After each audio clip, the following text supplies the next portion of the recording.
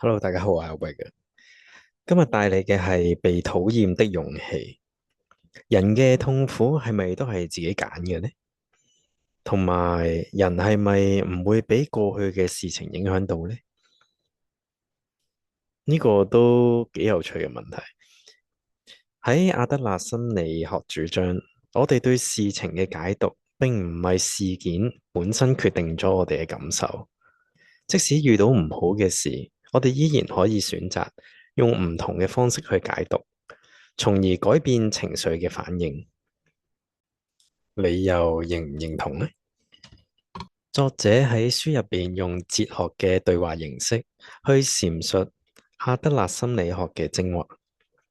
否決定命論，否定創傷決定論，強調翻人隨時可以改變，亦都講述課題分離入邊嘅區分翻自己嘅課題同埋其他人嘅課題。我哋只需要對自己嘅課題負責任，唔好為咗過去嘅困擾，亦都唔好為咗未來而焦慮，專注翻而家呢一刻。而喺自由入邊，係咪真係咁容易可以做得到呢？喺日常生活入邊，好多時候都會按照住其他人個要求去做嘢，咁樣喺當中又有冇自由嘅存在呢？真正嘅自由係唔需要尋求其他人嘅認可，唔驚俾人討厭，勇敢活出自己嘅價值。當我哋唔再為咗滿足其他人嘅期待而生活嗰陣，先至能夠真正自主同埋幸福。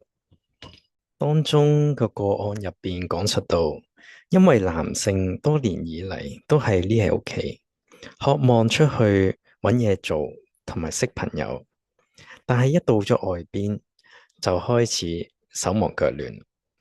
佢認為因為自己騰雞，先至冇辦法出呢個屋企門口。但係阿德勒心理學嘅解讀係，佢先有唔想出呢個屋企門口嘅目的，先至製造出騰雞嘅症狀作為藉口。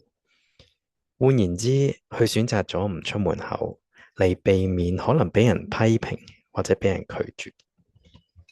個案入邊可以睇得出，我哋其實有時創造咗個困境出嚟，避免更加之大嘅恐懼。但係我哋都需要承認自己喺對於而家呢個狀況嘅選擇權，先至可以攞翻人生嘅主導權。如果寧願留喺痛苦但係又熟悉嘅環境入邊，好多時就係因為缺乏咗去面對未知嘅勇氣。最後啦，都講翻被討厭的勇氣，並唔係鼓勵或者刻意咁樣去乞人憎，而係主張一個自我解放，喺尋求認可嘅枷鎖入邊解放，揾翻自己同埋其他人嘅課題出嚟。過去嘅事唔會決定到未來，因為每一個當下都可以重新選擇。同埋，我哋都需要有一個實踐一啲事情嘅勇氣。幸福唔係狀態，而係需要勇氣持續實踐嘅旅程。本書都係向住一個積極嘅方向去做言論。無論過去點樣樣，環境點樣樣，我哋最終都會擁有一個重新解釋同埋重新選擇嘅自由。呢一份自由需要我哋鼓起被討厭的勇氣去實踐出嚟。